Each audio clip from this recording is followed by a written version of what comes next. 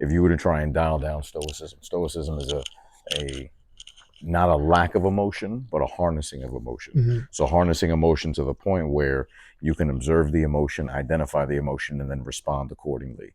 So if a person really wants to get into understanding stoicism, a good starting point is seeing where in their life they're reacting rather than responding, and then figuring out the tools and tips and wisdom that's out there to help you to respond better rather than react. So that's the biggest thing, and part of it is refresher, right? It's like when people, take the time to go to to go to church on a Sunday. Mm-hmm. A lot of times it's just a refresher. A lot of times Oh they yeah. they get a message and they're like, well, I remember reading that in Sunday school. It's like, all right, well, how come you haven't been doing it? Right? Like, Right. everyone knows they're supposed to be grateful, but every once in a while they need to be reminded, don't they? Right? It's like everyone knows. Oh, of course, you should be grateful. Obviously, you should be Facts. grateful. But what ends up happening is that sometimes all of us, me included, we get ahead of ourselves and we allow our emotions to put us in a space that lacks gratitude.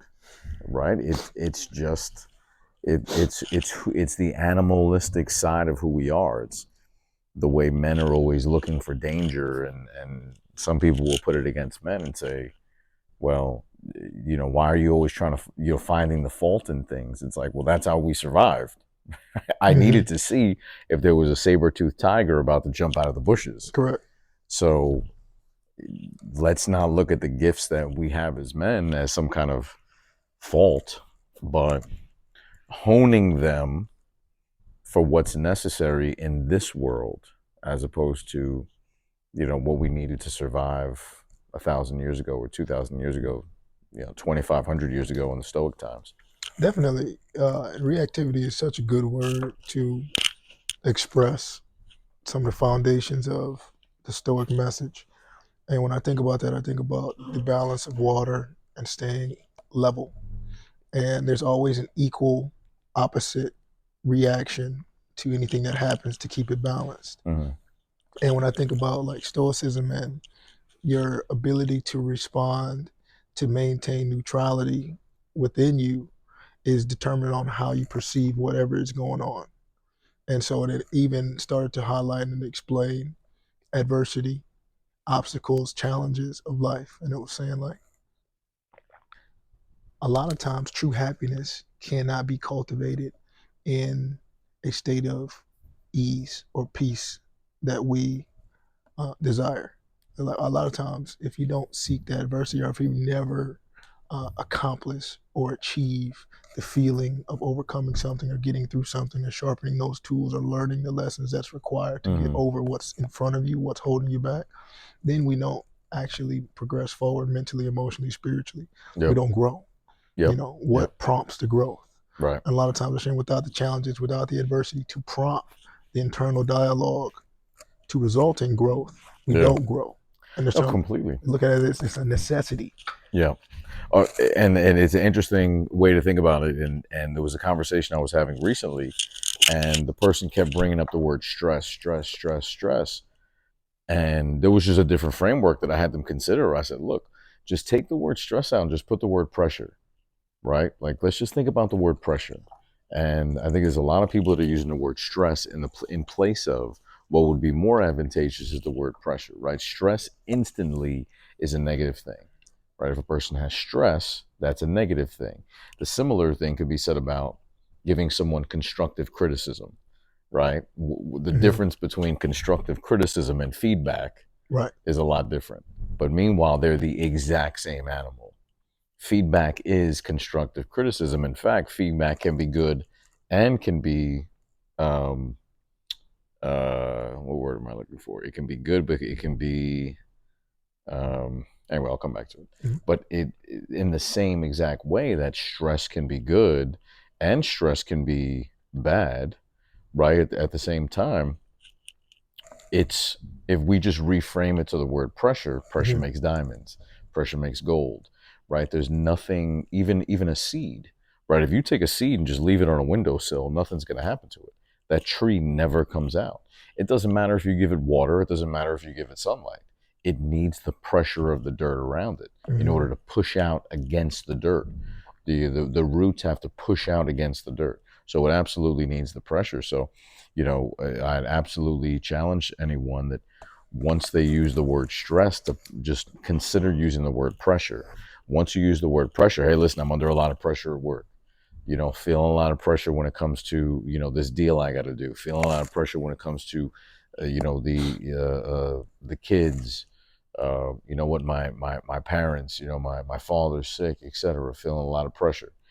But at the same time, understanding that that pressure is going to forge you into the person you need to be able to handle the situation, or you're just going to crumble by the wayside. So that small little frame change from the word stress to the word pressure can be monumental. And that's also what we need to teach kids. Be like, listen, no, you're not stressed because you have a math test. Relax. Right. Right? Like, you feel pressure because of the test. At the same time, what are the consequences either way based on the results that can happen? Mm-hmm. Oh, okay. Here are the results. Here's the work that you're going to put in. Did you put in the work every day for each of your subjects? Then you're going to be fine. Let's stop selling this idea of stress and start selling the idea of pressure. Pressure being a good thing. In the same way, where the idea of constructive criticism versus feedback, which can be, again, even feedback can be positive, but it can also be critical. That's what I was looking for before. Critical. And if someone were to say, hey, listen, this is critical feedback. This is critical fucking feedback. Mm-hmm. If you don't do this, the plane is going to crash. Right? Yep. That is critical feedback. And if I see you flying and I see one of the wheels of your landing gear is not down, it's time to give you some critical feedback, right? If the person is open to Mm-hmm. it. But if all we're thinking about is whether or not that's constructive criticism, then either the person may take offense to it, and offense is a decision, right? A person can say something offensive, but whether or not I choose to be offended by it is a personal choice. So you have the choice of whether or not you're offended by something. But let's not get over the fact that people don't say some offensive shit. But it's up to the person on whether or not they want to take that offensive statement, language, conversation, and ingest it. Right? It's the old adage of, having spite or having revenge for a person is like taking the poison yourself and thinking you're going to kill the other person. Oh man, Right? that's a good point. It's the same thing. For sure. If I'm offended by something that was offensive, it means that whatever you cooked and put in front of me, I decided to eat. Versus I'm going to slide it back over and be like, that's offensive. Mm-hmm. I'm not going to eat that shit. You can send it back to the kitchen and either bring me another meal or don't bring me anything at all. Correct. I'm completely fine with that. But I'm not going to eat what you're cooking just because you're a terrible chef. That's real. I'm not going to eat that. Go ahead and politely slide this plate across. I like the cross comparison with stress and pressure. I think it helps to recalibrate the way in which we perceive it. And that leads me into the understanding that nothing really grows without some type of challenge or some type of pressure being applied. Generally, when we want to prompt ourselves into a growth state, we generally put ourselves in an environment that is challenging. Challenge ourselves, whether it's mentally, physically. You want to change your body, you challenge yourself physically. If you want to change your mind, you challenge yourself mentally, right? You read more, you learn more, you problem solve, you figure out different ways to think, new ways to think, which can be challenging. And so there's a beneficial way to look at the challenges if we associate it to growth. But a lot of times, because challenges related to stress, we don't perceive it as a positive outcome of it being the growth that's going to result from this stress that has been inspired through the challenge. So if we look at stress more of as pressure, now we can more attribute that to the outcome of growth. Like, hey, I'm under pressure right now, but I know that once I learn how to thrive within this pressure, that's going to force me to grow into a new potential that I have not reached yet, because this is new pressure that has not been applied. So this is prompting me now to become more, do more, be more, learn more, understand more. And that process of adjusting to that pressure, being able to handle it, now that equals a newness. That's growth. But Hmm. just that simple switch, like you said, of going from stress to pressure, now you can look at it differently because Completely. stress has such a negative connotation associated to it. Completely. And you said something that was very important there, which is the word thrive. Mm-hmm. Thrive under pressure, right? That can separate out champions Mm-hmm. from just great players, right? And when you have someone that, if you look at like a Michael Jordan or a Tom Brady, and they say, wow, like they're just going through the movements right now like it's a normal game, right? And how are they doing that? How is it, 120 on the clock and they got 87 yards to get downfield, and he's coming look like he just stepped out the sauna. He's just good. His shoulders are loose. He's just Mm-hmm. walking out. Hey, what we're gonna do? We're gonna go down the field. We're Right, gonna, right, right, right. like, wow, okay, that's interesting. How is he handling that pressure? Right? You have a lot of athletes. All of a sudden, it's, oh, this is their first Super Bowl. They know how to handle the pressure. The Yankees have been here before. They know how to handle the pressure, right? And are they building it into their culture? And also, to play in a city like New York, right? To play sports an entire season in New York comes with added pressure that you don't get. I will say, criticism. They're not giving you feedback. Those newspapers Yeah, aren't no, giving no, no. feedback. Those newspapers are giving criticism and praise and criticism, right? They are coming from a certain perspective. So that environment to play sports in a major market like that creates a lot more pressure than if you were, playing for the Milwaukee Brewers, right? Like, at the end of the day, they're going to be a lot less harsh because they're not looking to sell newspapers like they are in New York, because it's the excitement, the sensationalism that they can put on the front page of the Daily News. Mm-hmm. They can put on the front page of the Daily Post. Excuse me, of the New York Post. Like, oh, did you see what Jeter did?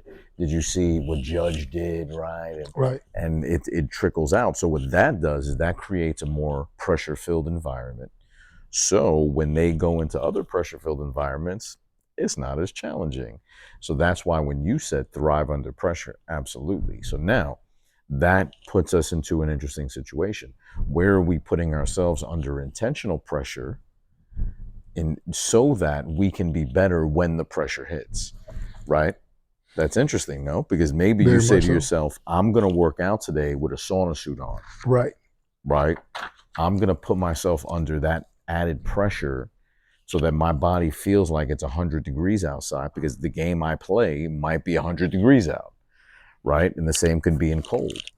If you have a team that's used to playing in Florida and all of a sudden they got to play the Green Bay Packers, good luck with that, because your body is not adapted to the pressure it's going to feel because of the cold, Mm-hmm. right? So then the question is, where are you putting yourself under intentional pressure because you realize that that's going to make you more resilient and it's going to help you thrive when you see those situations. And it could be something as simple as, from a business perspective, giving a presentation, Mm-hmm. right? You feel pressure, you're about to give a presentation, but if you've done it 100 times, you're like, great, hike. Easy Like, money. Right. all good, easy Right. money, easy money. But if you're avoiding any pressure or any situation that puts you under any pressure, again, let's do the word stress out of here, any pressure, then when you do feel a little bit of pressure, it's actually going to feel 10 times heavier than had you just put yourself under that pressure before, right? So, then it goes into, where are we seeking out pressure to get us better? Pressure to get us better so we can thrive under pressure, right? There's the old adage, listen, champions practice hard, right? Champions practice. Kobe was notorious for that. There's a lot of old footage of Kobe. He's practicing, he's elbowing his own Mm-hmm. teammates. He's letting them feel the pressure of what it's going to be like to defend someone in that type of active, aggressive environment. Mm-hmm. Got Boom, to control your elbow. This is emotions. You where, got to stay on point. yeah. He's going to create those environments instead of like, well, what's the pressure here? We're going through the motions. Right. Taking it light. Yeah, you know what? We're running suicides. No. We're running for our lives. That's why they call them suicides. I want Mm-hmm. you running for your life Right. while you do Yeah. suicides, right? Yeah. Yeah. Yeah. And he's going to push, and he's also going to lead by example.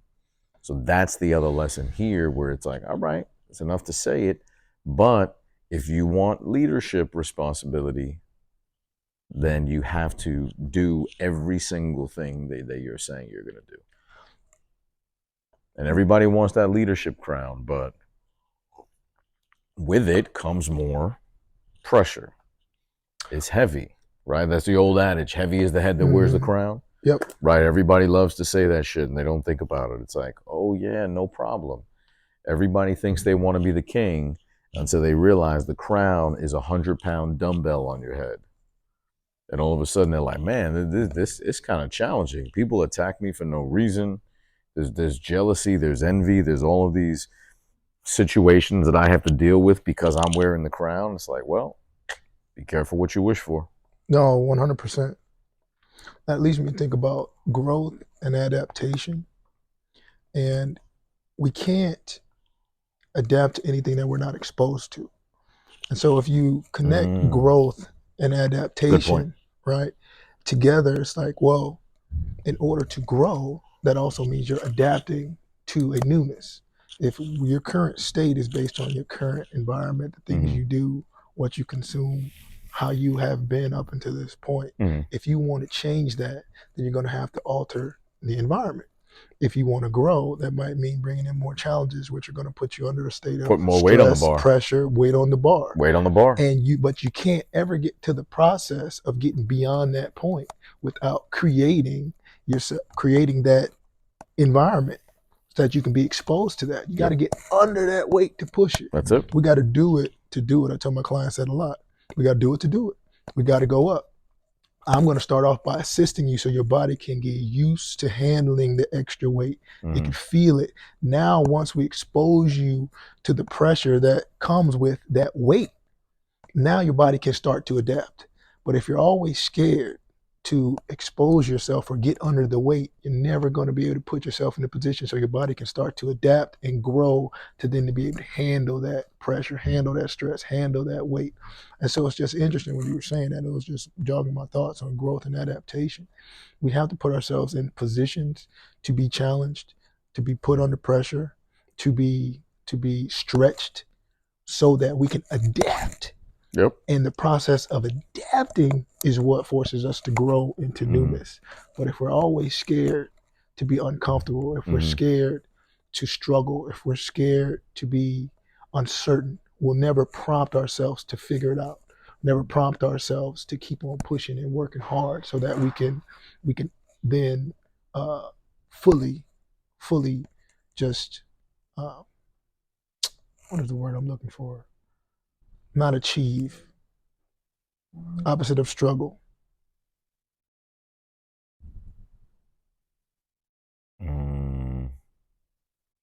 Thrive. That's a good word. There we go, thrive. If we're afraid to struggle, then we'll never thrive. 100%. Because you won't ever put yourself in a position to be able to handle it the weight. 100%. Yeah. And you know, it's all about intentionality, right? So just like you said, if you're not being conscious enough to intentionally put weight on the bar, and sometimes we need to push.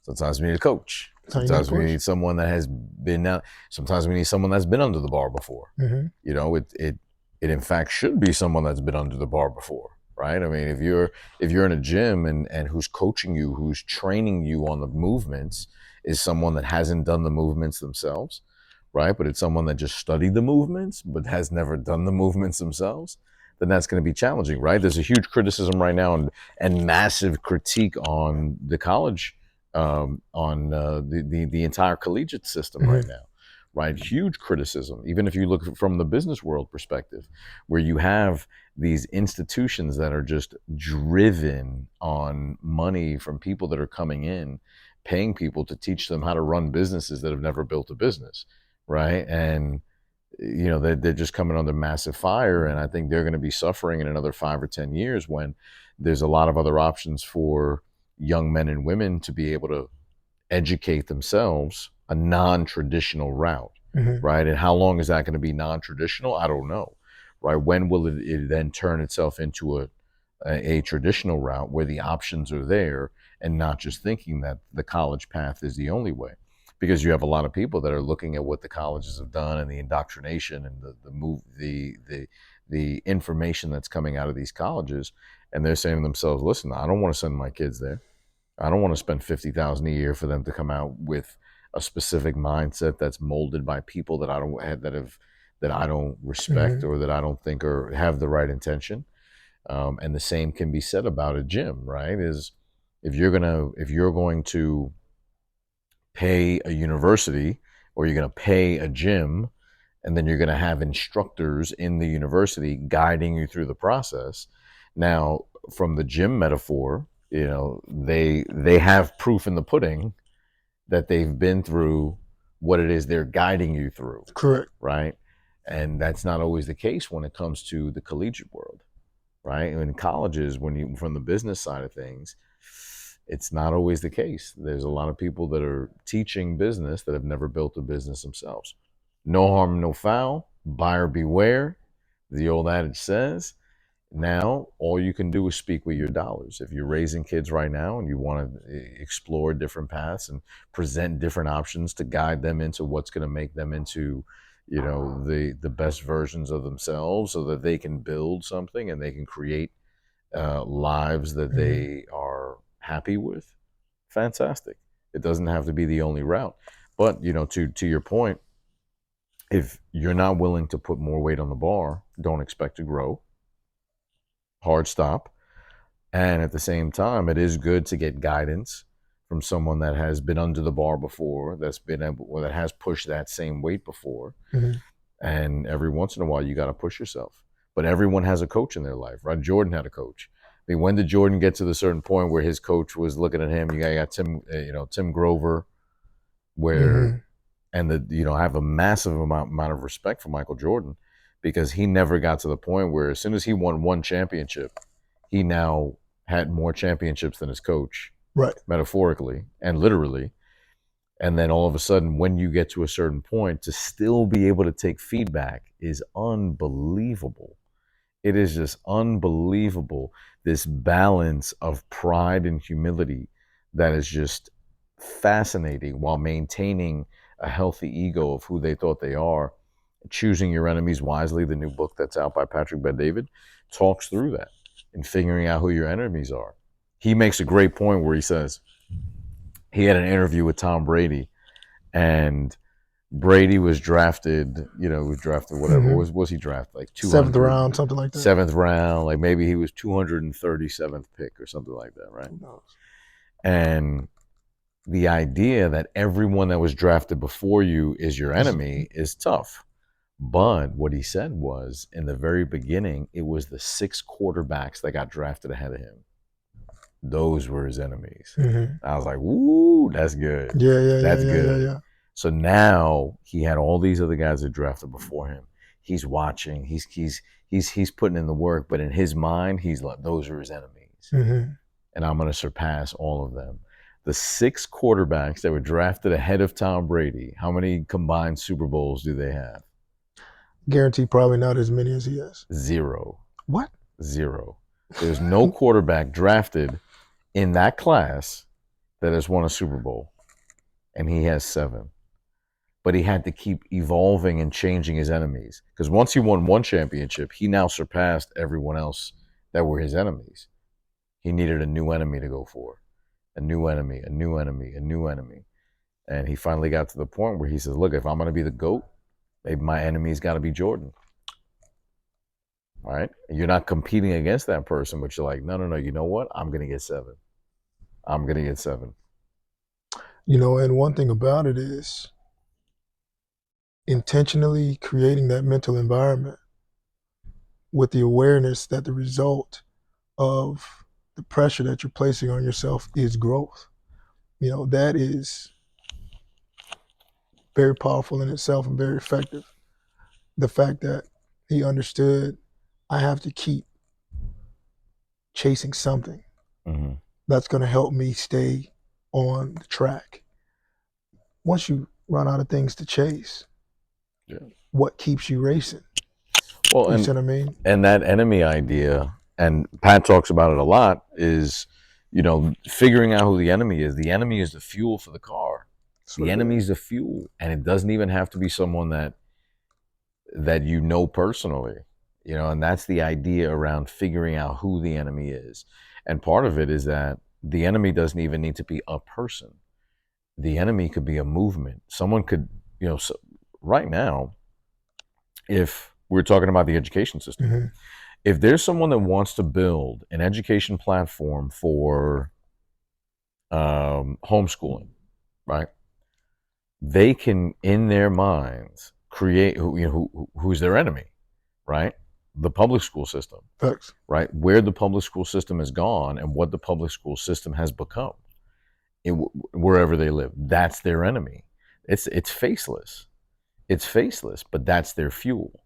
So every time they're low on fuel, every time they're feeling like they're on E, they need to take their ass to the gas station and remember who their enemy is and remember why modern day public education is the reason they're building their vehicle. Mm-hmm. And now they can just go to the pump, put it in, and then that's going to be their fuel. So the enemy doesn't have to be a person. It can be it can be, it could be a school system. It could be a feeling. Someone's enemy could be bullies in general. But it's fascinating to continue to adjust who your bully is for the fuel, because just like you just said, is that if you've already won 8 races, where do you get the fuel for the car after a certain point, right? Like, why is Elon Musk still pushing? It's not about the money. His fuel is, fighting for free speech, right? So his enemy, in fact, is anyone that's anti-free speech and that's tyrannical as far as keeping people from having that free speech. That's his enemy, Mm. right? And it doesn't need to have a name or a face. It's an entire energy, an entire movement. No, 100%. That makes me think about like attaching to purpose versus progress, or the transition from progress being the fuel source over to purpose being the fuel source. And I think essentially when we're trying to achieve, we speak about that a lot. There's a level of progression that's in between where we're at to where we want to go. And once you progress up through the levels and you get to a point to where you've reached your standard, you've reached the short-term goal, the long-term goal, whatever Mm-hmm. that you wrote down. Now, progressing further beyond that point may not be a fulfilling thing because you may have already achieved Mm-hmm. enough feelings of success by obtaining it. Mm-hmm. So now, how do you continue to push past and move forward with the same vigor and the same intentionality? Yeah. You almost have to recalibrate and refocus and like, okay, so now that I set out to climb this mountain and I got to the top of it, what's next? Yep. I've proven to myself that I can climb mountains. Yep. So now, what's next? How do I identify what's next? Okay, I want to be the best mountain climber there ever was. Mm-hmm. That's a purpose. Now you're giving yourself a purpose that pushes you past just progressively meeting that initial checkpoint. A lot of times I find myself in that position a lot, is once you get to the point where you're kind of losing a little inspiration, Mm-hmm. is thinking again about foundationally what sparked the interest in the first place. What is the purpose? Mm-hmm. And generally, once I find that recalibration going back to the purpose, then I get re-inspired all over again. Yeah. Almost tenfold. And as you're saying that, right? I mean, the one word that comes to mind, that what sometimes people don't want to talk about it or frame it from that perspective, but a lot of our audience is men. When it comes down to being a hero, right? All of the major stories that young men, that boys are obsessed with, Superman, Spider-Man. What's the common denominator? They're a hero. It's in our DNA to want to be a hero. Period. Hard stop. It is in the masculine DNA to want to be a hero. So as you're chasing purpose, if you can figure out what it is that you're fighting for, right? What's the purpose in you doing that? What is it that you're fighting for? Correct. Right? And as evidence to that it's part of our DNA, Mhm. just look at organized sports, right? When you have a game and you have the Philadelphia Eagles against the Dallas Cowboys on the field, right? All of a sudden, if you go to the other person's country, right, and you're walking around, Eagles fans, and people are attacking you with words, Hmm. let's say, right? Hopefully not attacking or really engaging too much, but let's say they're attacking you with words, and you're looking at them and like, listen, I'm not the enemy, my friend. Right. I'm not the enemy. Oh, you need an enemy, right? And that's what proves that everyone, or I should say the vast majority, want and need an enemy of something to fight for. And it's been shamed out of our culture to fight for what you believe in, to fight for what you think is worthy, to fight for what you think Hmm. is right.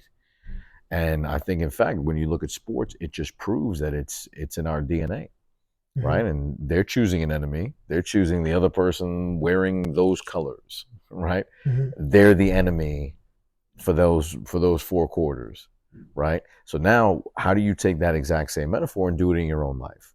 Figuring out what your purpose is, what your mission is in life, and if you can decide what your mission is in life, and on top of that, you can frame the idea of who your enemy is. It's going to help you succeed at your mission a little bit faster. Even the most successful movies in history have always had what a hero, right? The James Bond always had a mission. Any of the superhero movies, there was always a mission. Now the hero was always flawed because we're all flawed in some capacity, but that's what made it relatable. 100%. 100%. Uh, that that's made me think about. I was listening to a philosophy, and it was talking about the foundations of like human nature, Hmm.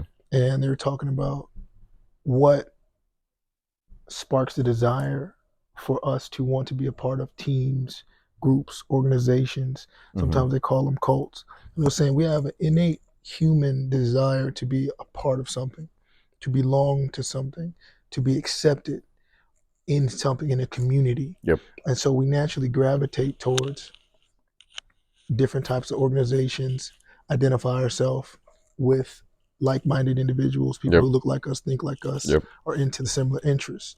So we have these groups. Now, naturally, if you have a group in a realm that has another group, then you start to have a competitiveness there.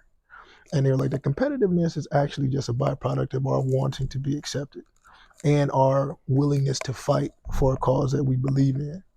And it's saying that like now, and that makes me think now in the conversation that we're having as far as choosing your common enemy wisely, it's like, okay, well, I'm not how do you pick an enemy? Hmm. Well, maybe pick the opposing influences Hmm. of something that you disagree with. So if your purpose is to change the world in a certain way, why? Why do you want to change the world in that way?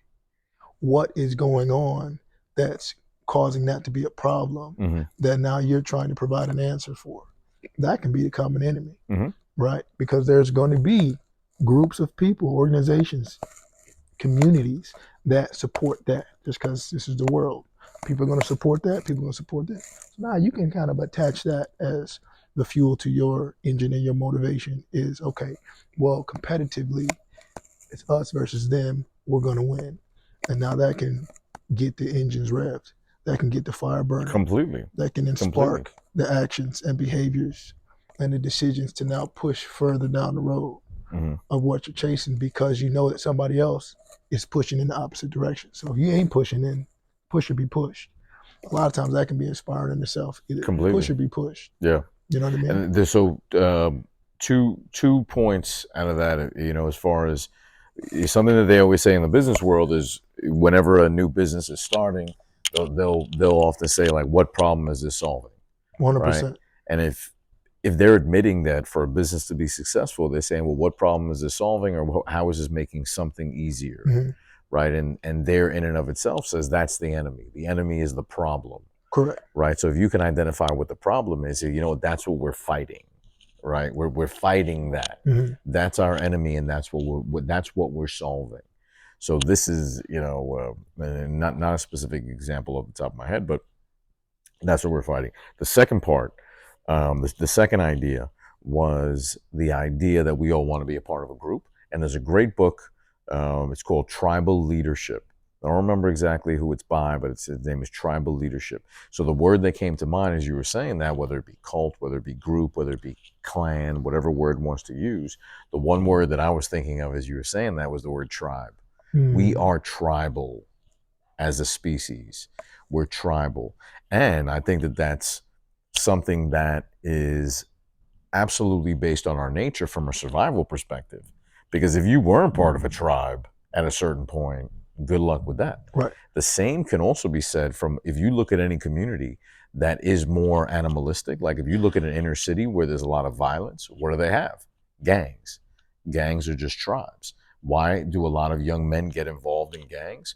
Survival. So it's the exact same thought process. Now, if we live in a safer world, Mhm. now the tribe that a lot of men, I would say the vast majority, 90% of men, what tribe do they now want to get involved in? Sports teams. That becomes their tribe. But the fact that you can see how much it's a part of human nature, just go to a bad neighborhood in inner city. Those gangs are there from a protection perspective. This is a jungle. This is a violent place. To survive, you need to be a part of a tribe. Mm-hmm. And that's the answer. But it's a part of us to be a part of a tribe, to be a part of a community.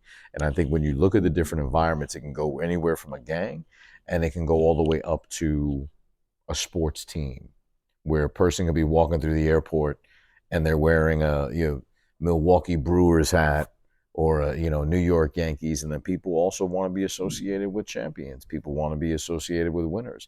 People want to be a part of a tribe that wins. So why all of a sudden are there so many Yankee fans around the world that are wearing New York Yankee hats, even though they don't even understand the rules of baseball? Why? Because it signifies that this symbol wins. Therefore, if I'm wearing this symbol, I must be a winner, right? It's very simple.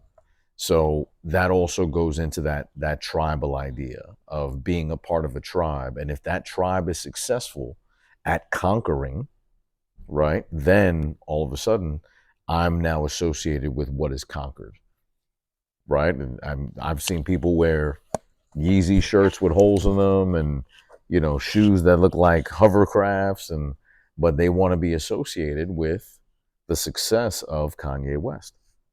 So what are they doing? They're wearing the brand that is associated with that tribe. So now if I'm showing someone that approaches me on the street in the jungle, these are the tribes that I'm a part of.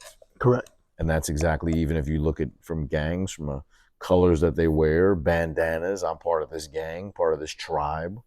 Therefore, that shows where I am and the support that I have from a survival perspective. 100%. It's all human nature, all of it. 100%. It sparked a good question in my head. Mm-hmm. Like what tribe would you say that you're a part of, and what are you all fighting? Mm-hmm. You know what I mean? Yeah. That'd be a question for you, Mm-hmm. just to chew on or think about. Yeah. Or respond to. Like what tribe would you say you're a part of, and what would you identify as the battlefield and what you all are fighting? Yeah, that's a good question. It's a good way to lead to purpose. No, that's a good question. And that's going to then lead into almost a modern day Don answer. Like, that's the point, right? Right. We're building a tribe. Building one, exactly. Right. So then it can be flipped around and say, no, I agree with you completely. And because we've created a society that has thousands and millions of little islands, we haven't needed to come together. Mm-hmm. I think that's even an issue within the United States right now. They're trying to divide us from within. And to be a part of a tribe is to say, these are the beliefs that I believe in, and to be able to start a tribe. And that's part of what modern day Don is. Mm-hmm. To be able to find a tribe of people that are a tribe of young men, of men in general, that are striving to make themselves better, putting themselves under pressure, putting themselves in pressure situations, and always trying to be,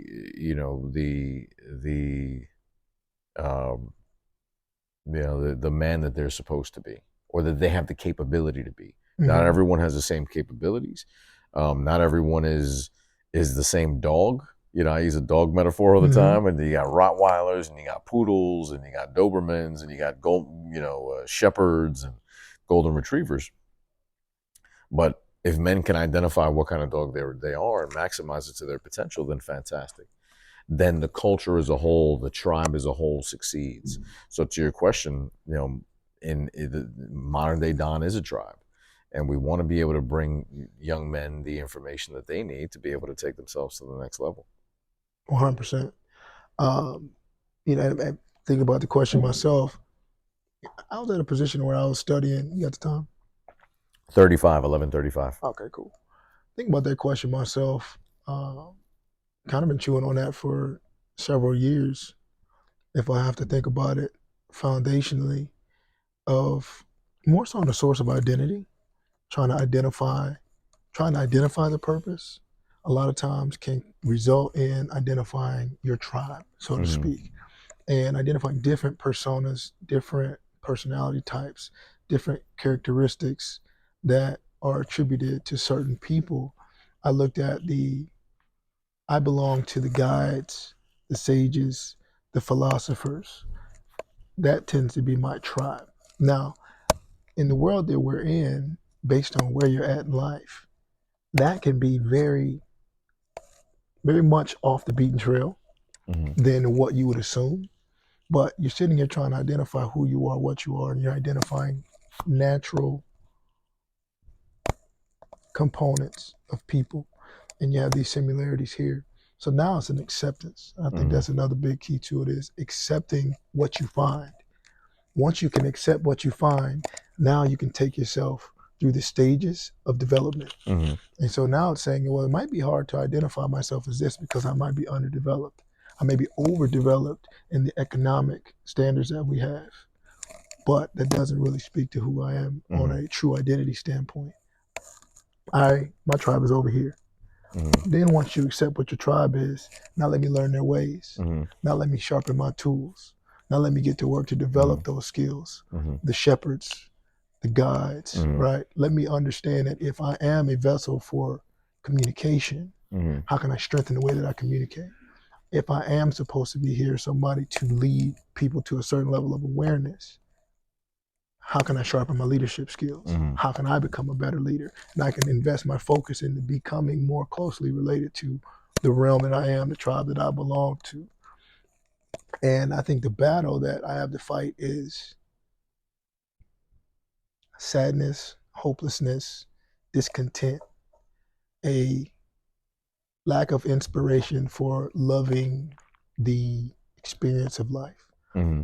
I see there's a lot of um, emotional and spiritual attack in the times that we live in. Mm-hmm. And I think it's probably been that way through the years. And then you have some people who are naturally inspired to share information and communication to help lead people away from mental states of being that they have complete control of. But it's just sparking and sharing the knowledge of how we can control ourselves to Right. being able to experience the world the way in which we want to experience it, in a blissful state, in an enjoyable state. And that comes through some of the difficult things of taking a stoic mentality, of learning how to look at hardships, learning how to look at challenges, learning how to look at Mm-hmm. the things that, even death, the things that happen in life that are inevitable, and understanding how we can look at it as a beautiful piece of work versus constantly antagonizing everything along the way because it's difficult, it's challenging, it comes with pressure, it comes with stress. Helping people change their perceptions Right. of the world in order to see it from a more positive aspect, Mm-hmm. from an advantageous opportunity than a result of just a happening.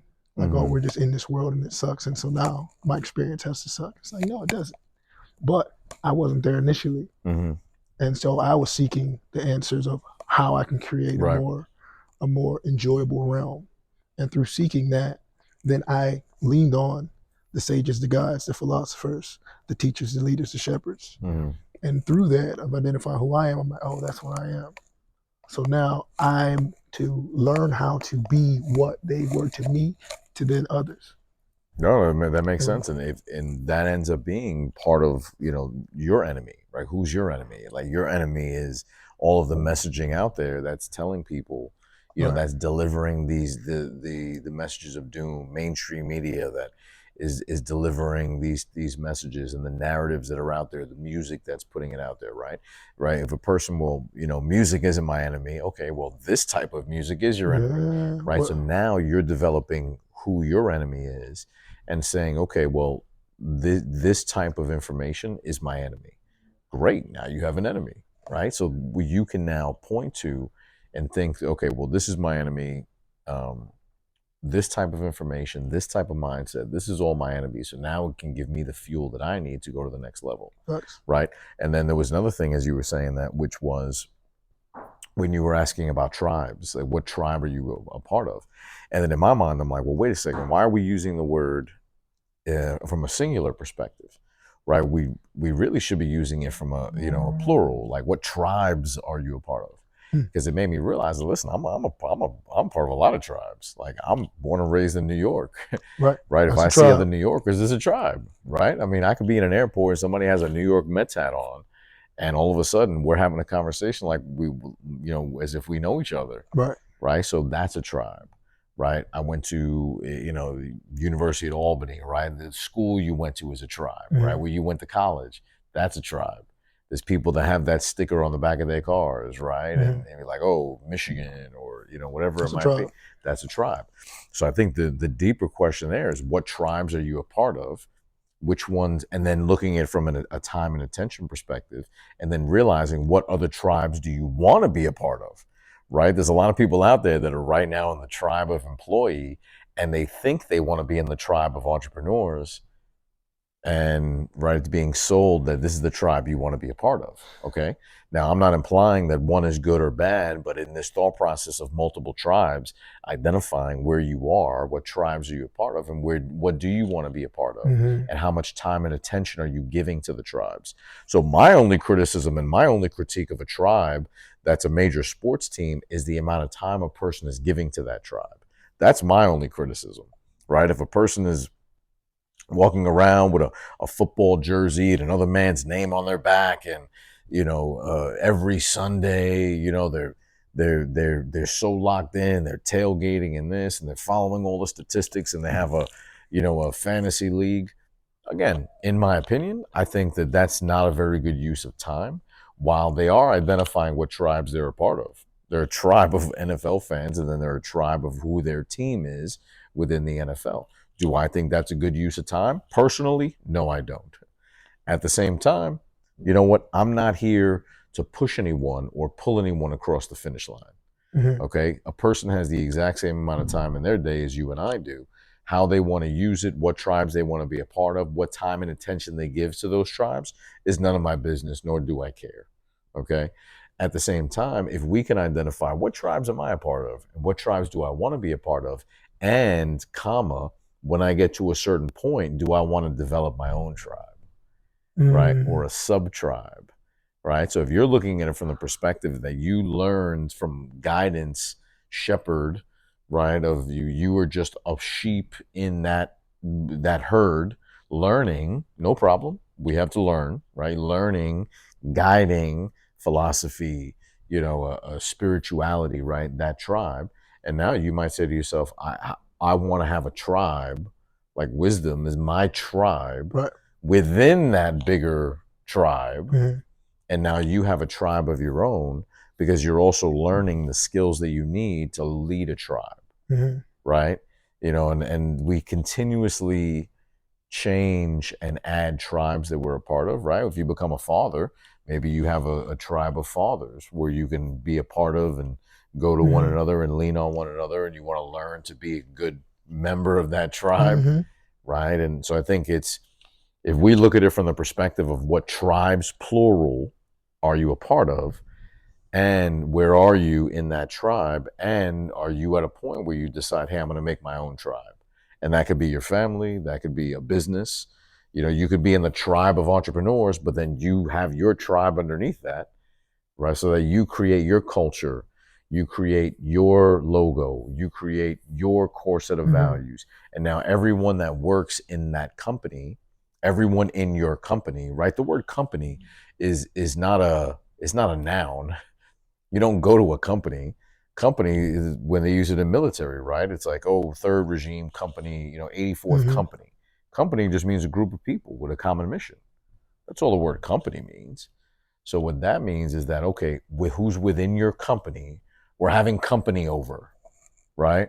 You're not saying, well, you're having an entire business over. Right. Two completely different things. But if those within the company you keep share the same values that you live by, you've created a tribe. And the more passionate you are, the better you are at communicating the core values and principles of that tribe and creating the culture of that tribe. I mean, therein lies the root of the word culture, by the way, the word cult. Hmm. The word cult only means a group of people that share a culture, Right. right? But then the word cult has the negative side of It's it, a which negative side then too. take that culture to do bad things, Right. right? So that's the only difference. But to form a group of people that share a culture, that do all the same rituals, that wear the same colors, Yeah, for right? real. The same could be said about a football team, right? Oh, For that's real. a cult. So they all wear the same colors. They all do the same thing every Sunday. Yeah. They're screaming at a field Hmm. in the same way we're going to church, and you're like, nope, every Sunday we go to church. That's part of it. But this is what I'm adopting. This is what I'm going to take. This is how I'm going to build the culture of my family. And these are the tribes that I'm a part of. And this is the tribe that I'm building. So, maybe wisdom in and of itself is a tribe. Modern day Dom is a tribe. I think so. I think that's a powerful conversation we had because now if you take that and you're like, well, okay, how do I take what I've learned, continue to curate it, and be able to guide those that are where I was? Yeah.